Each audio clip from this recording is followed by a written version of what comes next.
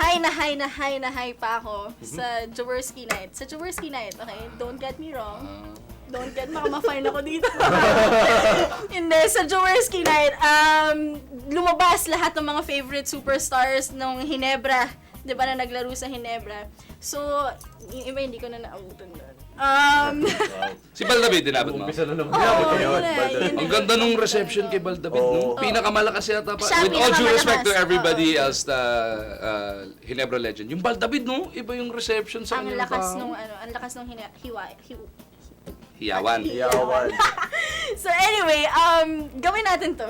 Okay, retro fantasy game. Okay, let's define retro. Pag sinabing retro, yung mga hindi ko na naabutan. So, Yan yung description. May dictionary ako dito. Retro means hindi inabot ni Miyaka. okay, Kaya niyo ako pinaupo dito. tama namin yan, ang tama elders. yan, accordingly. So, ang tanong is, which old team should be reunited to play versus each other? So, gawin natin by age? Bejo. By age. Okay. So, Mark. Marky? Sino ang gusto mong Respeto na makita? matanda to. Nakakahalata na ako. Sino po ang gusto mo na makitang maglaro against each Tweet other? muna ako Hello ka lang. Nabanggit mo na nga rin yung si Jaworski. Yung team na niya, yung kanyang Hinebra team. Pwede mo lagay Añejo pa nun eh. Kasi kung itatapat mo dun sa mga superstars na malalaki talaga, yung team na yan will probably stand a better chance. Kasi kung Against? sabihin na nating pinakbet kung saan tayo kukuha ng mga old players, etong team na to, palagay ko, will stand a better chance of winning than anyone else. Okay, so Añejo, Hinebra team versus who? Parang sasaktan lahat eh.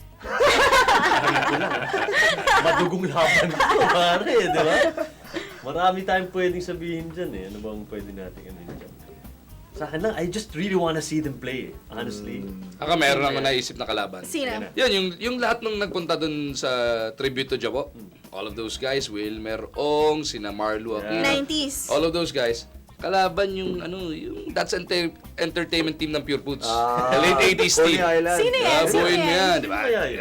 Alvin, Alvin, Jerry, Jolas. Airpods mo, nandoon, si Oh my Laglen gosh. Capasio, di ba? Jolas. Glenn Capascio, that's Di ba right. yung Hinebra and Pure Foods na yun? Sama mo si Jabo sa kabila, si Don Ramon sa kabila, playing coach pa rin. Oh, ganda. Di ba? Oo. Yun ang Ganda fantasy retro game. Manonood ang tao nun, tingin ko. Sobra. Ang ganda nun, wag lang mag-short shorts na. That is nasty. Ikaw, Alay mo sino? pumayag sila, papayag yun. Feeling ko papayag sila. Papayag yun. Oo. Papayag mag-short short?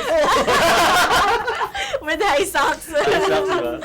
Ikaw, sino ang gusto mo makita retro teams? Siyempre, gusto ko yung team ng dad ko before, yung Presto Great Taste. Kasi 3 years old na nga ata ako, 4 years old nung napanood yun, so hindi ko siya masyadong matandaan. Of course, yun yung gusto ko mapanood, yung paano maglaro dad ko. Sabi nila, baliktad kami maglaro. Talaga? Oo. Bakit baliktad? Ano yung dad? Hindi siguro siya mo before? tumitira. Hindi ano siya, rebounder, very physical, so, tsaka parang center ata laro niya eh. So, yun. Presto and ano? Great Taste, Presto Great Taste. Alam ko si Ricardo Brown. Yan! Oo, Uy, parating na si Ricky Brown. Oo, Ricardo Yan, Brown yung tama. magaling na sumut dun eh. Bakit ano yung pinaka-memorable na isang game na napanood nyo nung bata pa kayo? Dati, ano yung pinaka-favorite nyo? Yung talagang naging emotional kayo? Hindi ko makakalimutan yung yung na-injure si Kay Dick.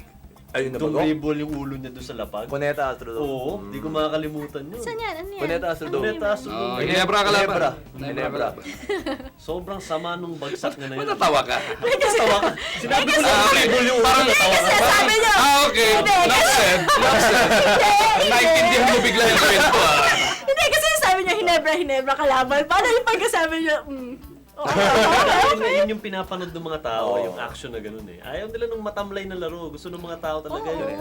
Parang last game na eh. Parang ganun ang dating eh. Kita mo naman yung tribute game yun nung isang gabi, di ba? Diba? Panalo Hinebra and Petron talagang it's just fitting. Ikaw, ano yung Isa pang magandang matchup bukod doon sa dahil a few years ago we had the Crispa Toyota reunion game, naglaro sila ganun. Siguro isang magandang matchup from the 90s, buuin mo yung Grand Slam team ng Alaska.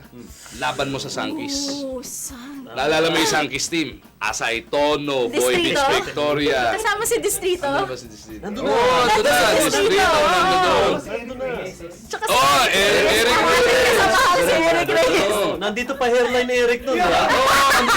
Oo. Berhel Meneses, Kenneth Dure. Ay, hindi, si Kenneth nasa Alaska na. Hindi, nag-rookie siya. Hindi, nasa Sankis siya. Ah, hindi, pero Sankis kasama siya sa Grand Slam ng Alaska. So, saan mo lalagay? Saan mo lalagay si Sama Captain mo na siya Marvel? doon para Sa Sankis Ah, na. dito, sa Sankis siya. Oh, Tapos, sa Alaska, Johnny A, Abari, Hope, Castimosa, sama mo doon, di ba? Ganda yun. Winyo. Gusto ko yun. Gusto ko yun. Ochuinho. Yung gawin mo reunion game, pwede rin yun. Gusto ko yun. What will you pay to see? Yun ang tanong. Yun. Let us know what you think. Itataya ko si Miyaka, mapanood lang yan. Or anybody from the PBA, let's make it happen! Dito na naman nag-umpisa. Dito na naman nag